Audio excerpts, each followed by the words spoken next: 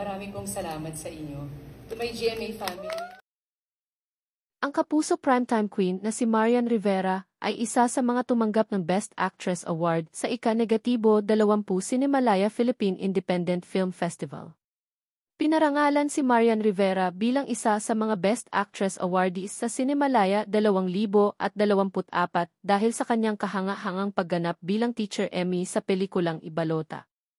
Ipinagmamalaki ng Kapuso Primetime King na si Dingdong Dantes ang pinakabagong tagumpay ng kanyang asawa at nagpost ng isang maikli, ngunit matamis na mensahe ng pagpapahalaga para sa kanya. Linray Seatmate, Cinemalaya 2024 Best Actress. Fresh from her acceptance speech. "I am so proud of you, Vive wife," isinulat niya sa kanyang Instagram post. Bukod dito, ibinahagi rin ng kilalang aktor-host ang ilang mga kaibig-ibig na larawan nila ng kanyang asawa sa pagdiriwang ng ika-40 kaarawan nito.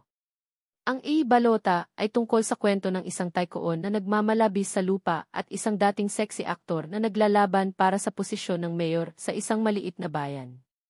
Si Emmy, Marian Rivera, isang guro na naglilingkod sa halalan, ay tumakbo sa kagubatan upang protektahan ang isang ballot box na naglalaman ng huling kopya ng mga resulta ng halalan nang sumiklab ang karahasan sa kanilang bayan.